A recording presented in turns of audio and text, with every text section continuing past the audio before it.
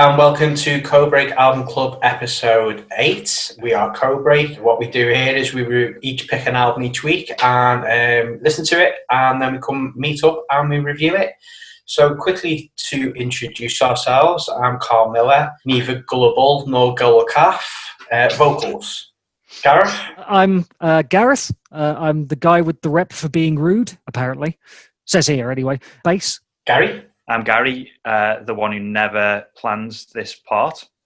Guitar. Unfortunately, Andy can't join us this week, but he sends his regards, and I think he's also sent a couple of thoughts and a score of what he thought of the record we've been listening to this week. So this week it was Gary's choice. So over to you, Gary.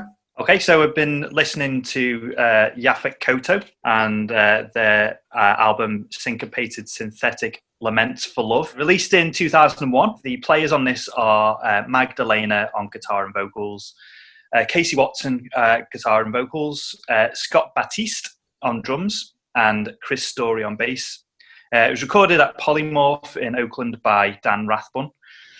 This was the second album by Yaphet Kotto. Before this, they'd released a 7-inch and an album, both called The Killer Was in the Government Blankets, and a split 7-inch with a band called Suicide Nation. They went on to release one more full length and a handful of other releases, a 7-inch and a split with This Machine Kills and Envy.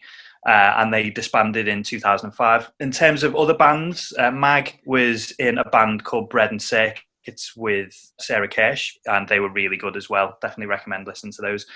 And he's currently in a band fantastically named Middle Age Queers. Casey was in lots of bands over the years, too many to mention, but in terms of the one band that I really like is Look Back and Laugh. He's also currently in Old Firm Casuals with Lars Fredriksson. Scott Batiste is in Saviours, metal band. He's been in them since the beginning, still in those now. And Chris Story was in Jenny Piccolo, another quite screamy hardcore band. The band name came from the actor, Yaphet Kotto. And when they got asked about why they called themselves Yaphet Kotto, essentially it was because Mag was a big fan, more so fascinated with his appearance and his hairline. But then he said, when they started thinking about other reasons why, he said it was a discussion with a friend who was a film major and talked about roles of black actors play and how they're presented in films today. Basically set into one small category, which is, and this is my opinion only, police who die immediately or end up dying, or they're the main characters but they have a white sidekick. There's always something that sells you to white America. Okay, they're an authority figure. Okay, they're dead. They're not harmful. Or they have a white sidekick, so they're okay. The band themselves have been described as being a powerfully intense and melodic emo and hardcore band with impassioned vocals. So that's the background to the band. We'll start with Carl's thoughts this week. Okay, I think I've heard Gary, yourself, mention this band quite a bit, and vaguely remember the name as to do with something with This Machine That Kills. And as you mentioned, they did a split with them, and that terrible skinhead band, the Old Firm Casuals, which is Lars Fredriksson from Rancid's one of his side projects. Going to this record, I really enjoyed this record. It was a real shot in the arm for me, and I'll be certainly listening to the other records that they've made. It was almost like the songs were made to be played once and never to be played again. They're almost like a bombastic feel to them, like they're like bombs that you set a bomb off, a bomb goes off, and that's it. And that's what I got a feeling with this band. The first song really sets the tone, and I think if you listen to that first song, you can kind of tell what this band's going to be like going forward, or so you think. The style of playing, the way it sounds, is very loose sort of feel to the instrumentation, but it's not sloppy at all. It's quite organised, almost like an organised chaos. Like, they know where they're going to go, but it's chaotic sounding, and that sounds very melancholic as well, especially in the sort of quieter passages of the songs, which I liked. I also enjoyed the sort of stop-start mechanics of a lot of the songs, very like quick movements. And I think that's something that we've certainly in Co-Break ourselves, we tried to implement a kind of stop-starty feel. It keeps you on the edge of your seat almost. You don't know where it's going to go, but you know it's going to go somewhere good. It's almost like a math rock at times feel to them with the time signatures and the way the sort of stop-starty dynamics of the song. So really I enjoyed the sort of quiet, loud, quiet feel, almost like a very post-rock feel to some of the songs. I think it was the song Inquire Within, which has that sort of feel to me. Vocals, obviously there's two vocals going on. So it's like a shouty vocal and a more melodic sort of yelpy type vocal to it, which did remind me a lot of At the Drive-In, and I think you can hear that. I think if you like At the Drive-In, you'll probably like this band. Also reminded me of one of your old bands, Gary, Red Bank. At times I could hear that, definitely that influence there. I did like the song The Weight of Remorse, which to me personally sounded like a cross between Slint and Crass. It had that sort of quiet and then very bombastic loud part to it. And there's also a sort of a Fugazi influence that I can hear on that song. And particularly another song that I enjoyed was a song called Fact or Fiction, which I love the sort of towards the end of the song, there was a voiceover, a female voiceover, like giving facts, very political facts. I found that quite striking and loved the way the sort of contrast with the male and the female voice there. So yeah, I really enjoyed this record this week. A very political feeling to it, particularly on the last song, which was an instrumental, which basically just repeats the phrase "Bush is a dickhead" over and over again. I think if this band was in sort of the political climate as it is now, this band would have a lot to write about, because I mean, this was sort of during the George Bush Jr. years, and obviously a lot did go on. There was a lot of like daft wars going on and things over nothing at that time. But I can only imagine what this band's output would have been like during, with the current administration in America and the sort of problems we've got going on in the world at the moment. So yeah, really enjoyed it. We'll definitely be going back and listening to a bit more. Good choice this week, Gary. They're my sort of thoughts on it. Great. Gareth? Okay, so a bit of a warning beforehand. I haven't had as much chance as I would have liked this week to listen to it, because we had a link to the YouTube and sort of a download. I could get my download to work, and the YouTube I could only listen to when I was sat down. So, it was kind of... But I've come away with some thoughts. First thing, doesn't muck about. That's my first note. Straight in, always appreciate that. There's a lot of mid-song tempo changes, a lot of kind of groove-based stuff. This next bit is going to sound quite pretentious, but letting the riffs kind of repeat and breathe and evolve seems kind of jam-based, but not in the way I'm going to hold against it. It definitely rewards close listening, and I am going to carry on listening to this. I think I'll be finding things in this going forwards for a fair while. So it's very layered. Even though it's kind of a wall of sound, there's a lot of different things going on. From my listening experience, I didn't feel like I had a good basis for bands that they particularly sound like. But I was thinking as I was going along, actually sort of, I heard some shades of shellac in there. And that probably shows you about where I am in terms of listening to this kind of music. It's like kind of...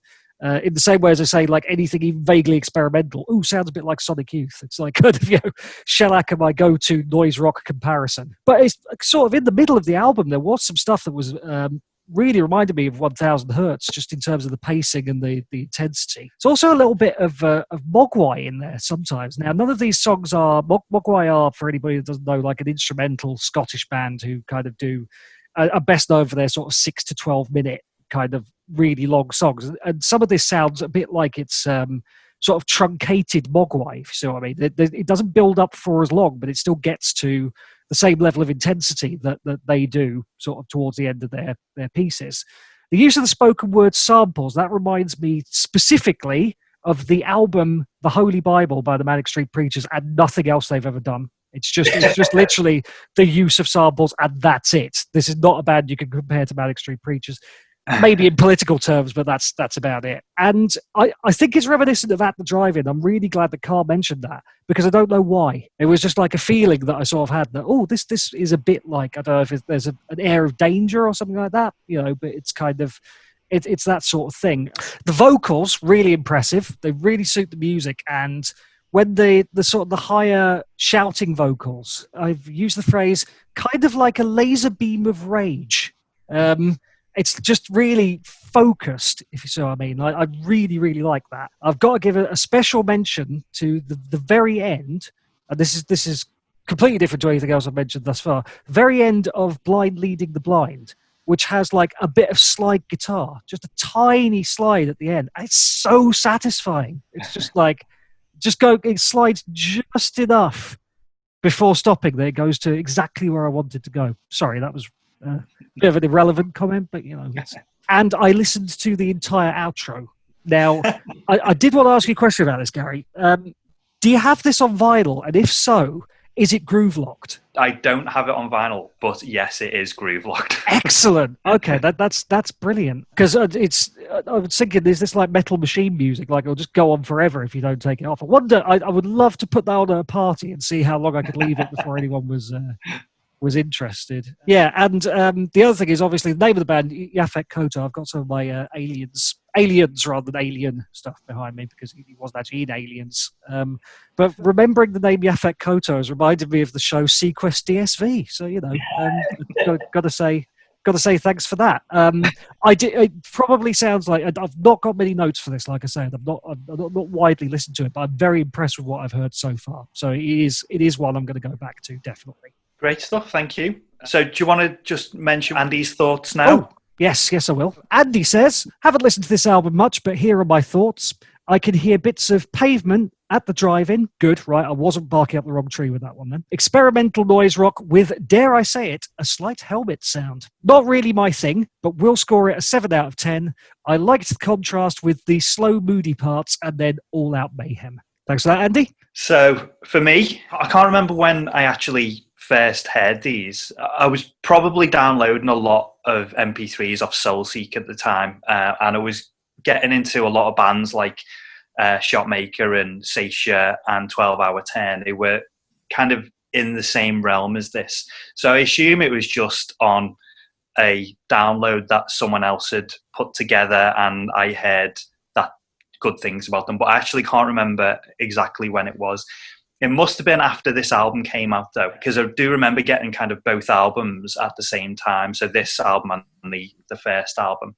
And they do kind of work as a companion piece to each other. This does move on in the same direction as the first album. I remember sitting in work and typing an email to someone, and it must have been around 2001, 2002. And I remember saying that they were the most important band in hardcore. So I was obviously very interested in them at the time. They have been described as being tight, and it is played really well.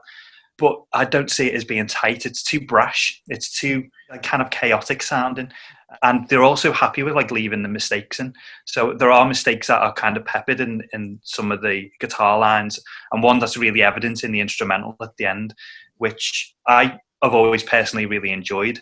And it's something that I kind of wait for. Yeah, it kind of gives me an appreciation for it to me as well. It's kind of slightly different to having that kind of Pro Tools way of recording. These were kind of a progression from that San Diego scene, so that, Heroin, Swing Kids, Antioch Arrow, Click Attack, Ikatawi, which again were all bands that I kind of heard about later on, but they all had that same kind of idea of being just throwing it all out there, not really being constrained by making sure that they kind of keep their mood in and focus into the way that they present their music. It is just throw it all out there and just leave it all out, make big sounds. Don't worry about, if the vocal line, you go out of a certain tone or a certain tune.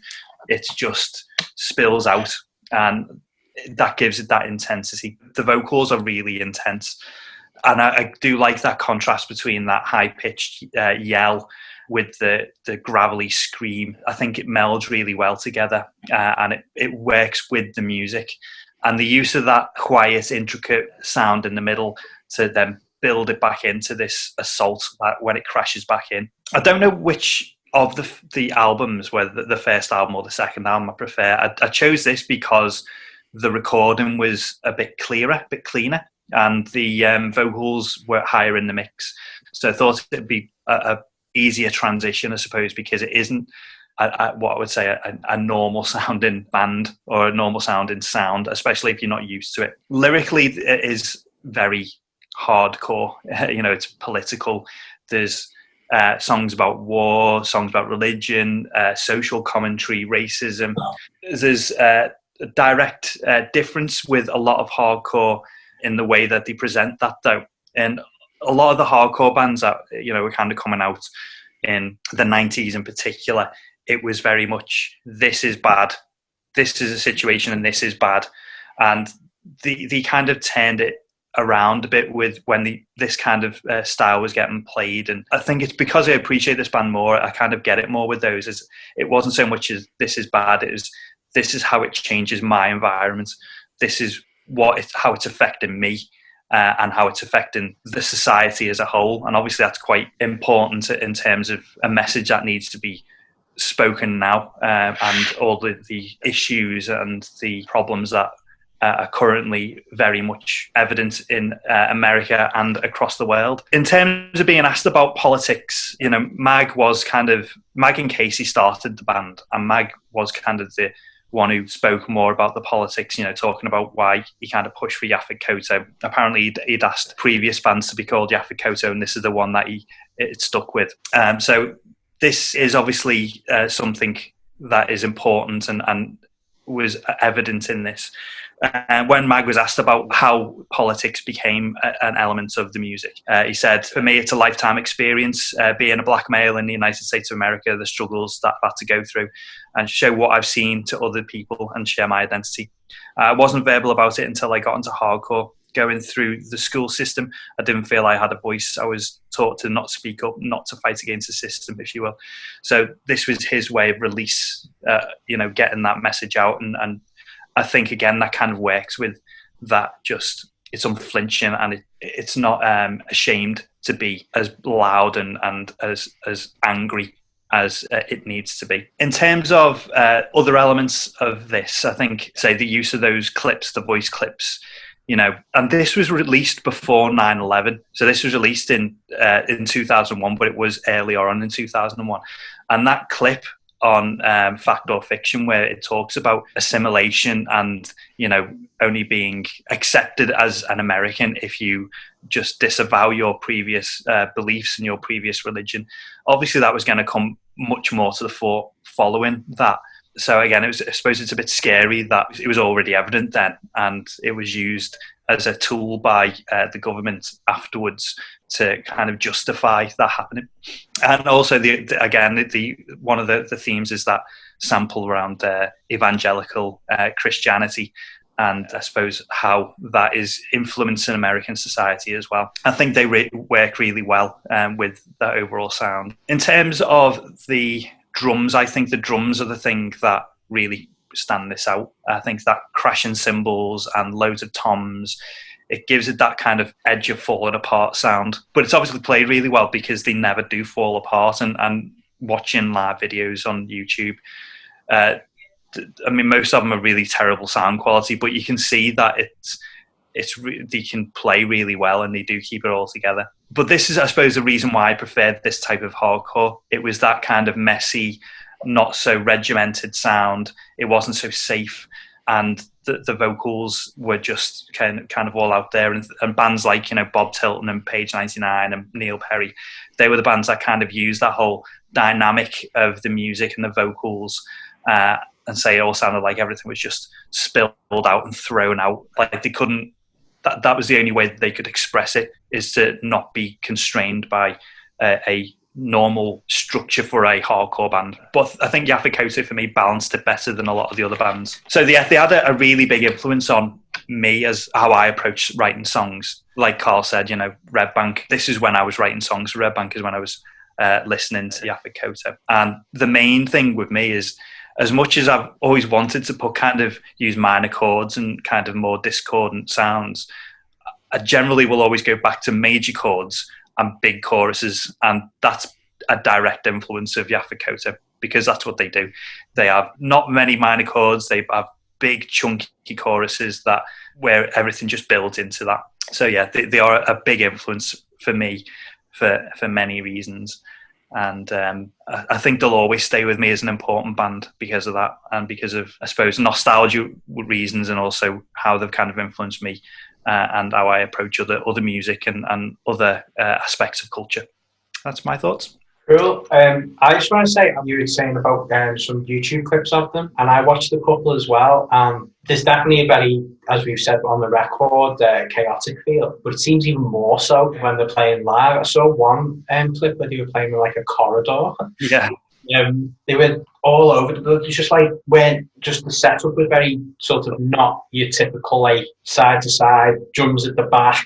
It was all like the drums were at the front, and I love stuff like that. I think it's really interesting. It keeps it fresh for me. The live stuff looked really good. I'm sure they were a great band to watch live as well. So yeah, what we'll do now is we'll pick our favourite 2 songs, and then we'll give it a score as well. So my 2 songs are the 2 songs I mentioned: Weight of Remorse and Fact or Fiction. Gareth, do you want to pick yours? Yep. So Inquire Within, which was a bit of a surprise to be going, oh, I like what appears to be the slowest one. But yeah, it's that was really good.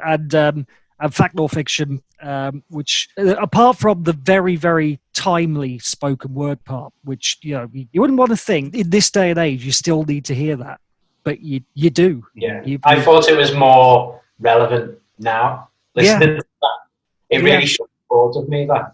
In fact, there's an argument that it's almost not extreme enough a message now in that voiceover, because it's kind of even that level of assimilation still doesn't grant you the same rights, which is absolutely ridiculous. Yeah.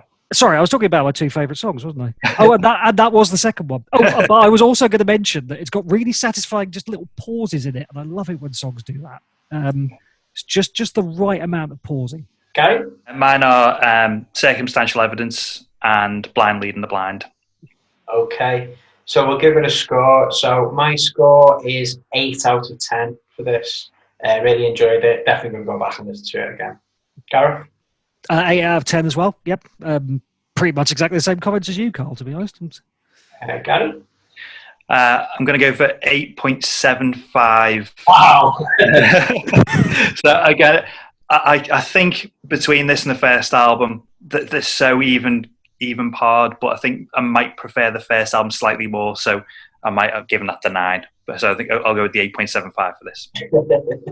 Okay, and as we previously said, I think I'm going to give it 7. 7. Yeah. So generally all high marks around Yaphet Kotto. So just to let everybody know, we're going to take a couple of weeks off from Album Club, each done 2 rounds now. And who knows, we might even be able to practice, so watch this space. So what we'll say is bye-bye for now, and we may see you soon, we may not. So all I've got to say is stay well, stay safe, stay well, and as my ice cream man used to say to me, don't get lost on your way home. Thanks a lot, and see you soon. Bye-bye.